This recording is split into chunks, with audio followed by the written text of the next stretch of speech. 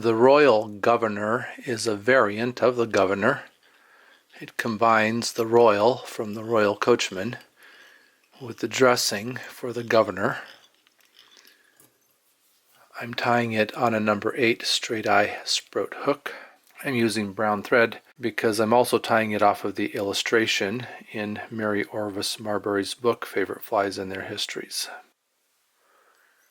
The fly has a gold tag, and I'm using a bicolor tinsel which I tie in with the gold towards the hook, and then when I wrap that tinsel I flip it so that the gold shows, and I'll just take a couple wraps down the bend of the hook and back up. I'm going to wrap the tail of this tinsel all the way up the hook shank so that I can bulk up the shank a little bit and also keep that even body, although the even body isn't quite as critical in this. The even underbody is not quite as critical on this because you do have the herl pom-poms at the tail end as well as at the thorax. But it will help the center section to be a little bit more even if I wrap everything that I tie in the entire length of the shank.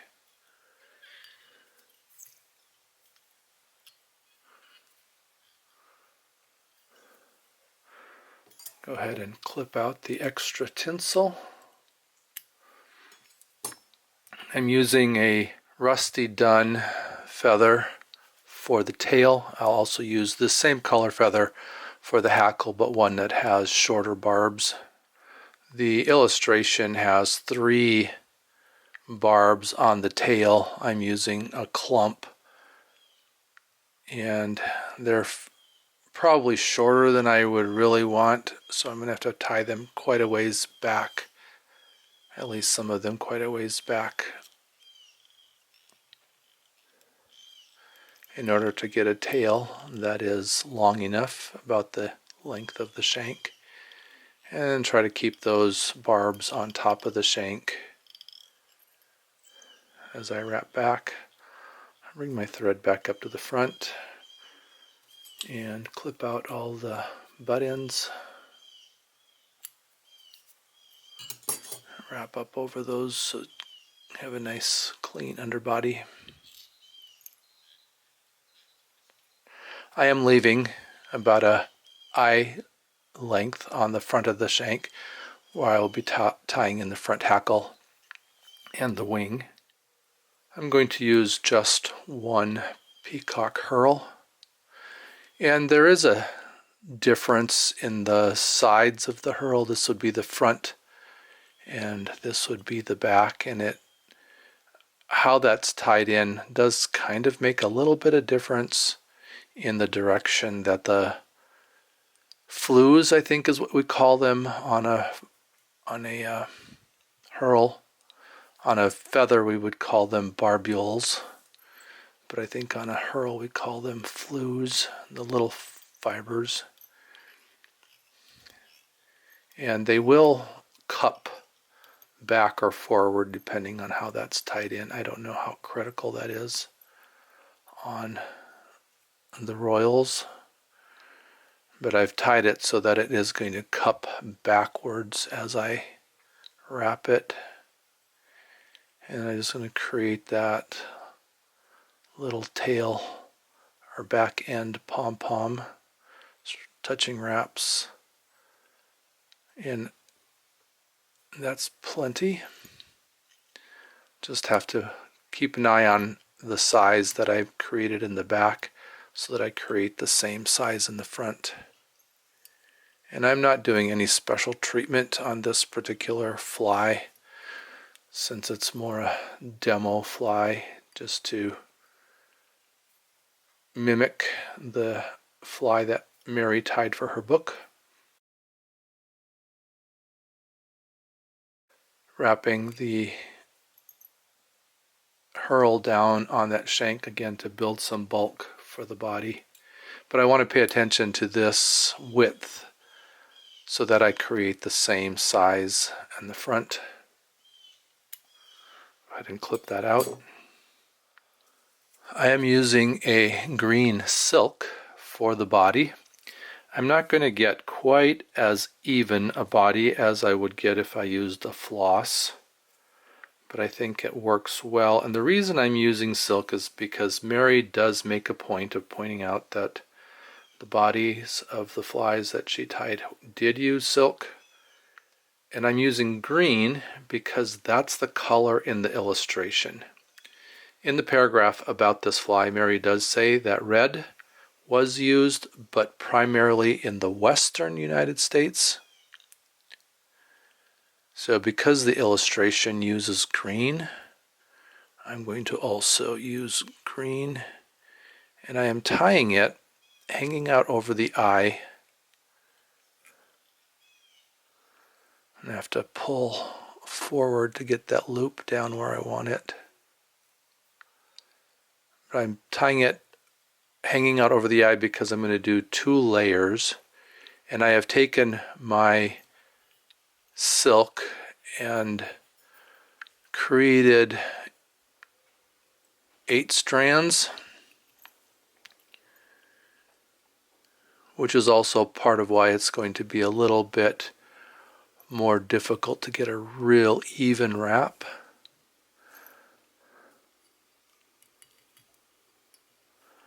Bring my thread up to the front again underneath of that, and then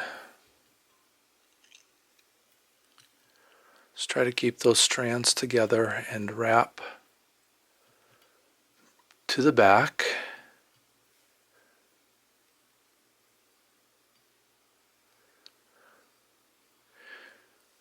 And I'll do 2 layers.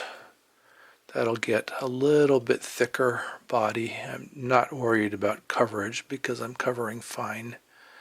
I just want a little bit thicker body than a single layer, although the illustration body is also fairly slim.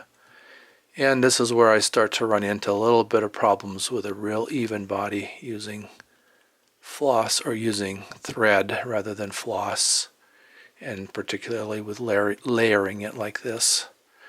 But I'm going to live with that. And then just my standard time practice, the way I was taught, is to wrap 3 wraps over the top, come underneath with 3 tight wraps. The first one catches it in, the next 3 secure it, and then I can clip out the extra. Try to keep that nice and even on the back. I'll take another herl and I will tie that in up here in the front. Make sure that I am not crowding the eye. And I'm going to wrap up back over that body material just a little bit because I don't want that long of a body as I look at it now, as well as making sure that I have plenty of room for the hackle and the wing. I want a good eye's length up here in front. So I think I'm maybe a little bit too big. I'll take a wrap off. Wrap. Again, 3 over, lift up, 3 under. Then I can either clip off or rip off, snap off that herl. So this is the feather that I'm going to use for the hackle. This is a rooster feather, but it is not one of the new genetically engineered dry fly feathers, so it's a little bit webbier. Go ahead and clip off that butt end. Pull down on a few barbs at the butt end. Clip them right short next to the rachis. I call that a crew cut. And that's a term that I inherited from other tyers. It helps to grab that rachis though, and I wrap over it. Then I'll put a few wraps of Hackle.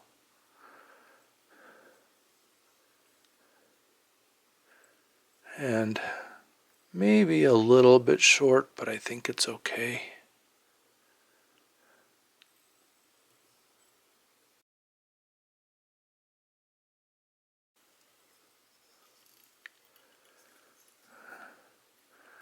And I'll wrap over that tip. Now right now this kind of looks like a contemporary dry fly, which I don't want that look because this is a wet fly. So I'm going to just wet my fingers and then pull back on all of those barbs and wrap back up over them. That'll help them to lay back a little bit, giving me a little bit more of the look of the wet fly that Mary tied. For the wing, I am using turkey tail, wild turkey tail. So I have complementary feathers, and I will cut slips out of each feather so they will match together. And I want a slip approximately the width of the gape. I'm not measuring it, I'm just eyeballing it. I have the two slips that I have put back to back. I am putting them with the raw outside up because I think that's the way it is in the illustration.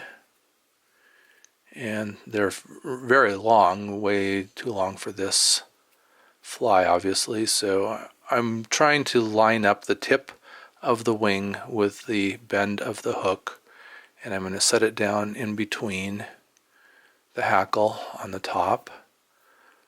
I'll pinch that firmly between my finger and thumb, bring my thread up, pinch wrap my thread, bring it down under the shank of the hook, and then pull up and cinch it. Give it a wrap or two to hold it in place, and then I'll take a look and see how that looks. And I'm fairly happy with that wing. I'll go ahead and give it a couple more wraps. Try to make sure that it's standing nicely on top of the hook. And I'll come in and clip out the butt ends, and if I just take a few at a time, I can make sure that I'm not cutting my thread and that I'm keeping my eye clean. Not quite as critical with a hook of this size with eyes. There's quite a large eye there, so I'll be able to easily get a tippet in there if I were to fish this fly. Mary didn't have to worry about clean eyes because her hooks were what we call blind. They did not have an eye. Instead, she applied some gut, a strand that was twisted together out of the content of the silk moth caterpillar's silk gland. A leader, and then the eye was tied into the end of the leader. The leader was attached to the hook. I'll just put 3 wrap whip finish on that. That's all I need on this since I'm going to put some head cement on it. The head cement I'm using is a diluted Goop. I stick a needle in my jar of Goop, grab up a drop, and just drop it on the head. And the head will look a little bit darker while it's wet, and then it'll dry clear. Again, I'm not real worried about the eye on this hook, but just to make sure that it is clean, I can take the tip of a hackle feather, draw it through, and make sure that it is clean and tip it ready.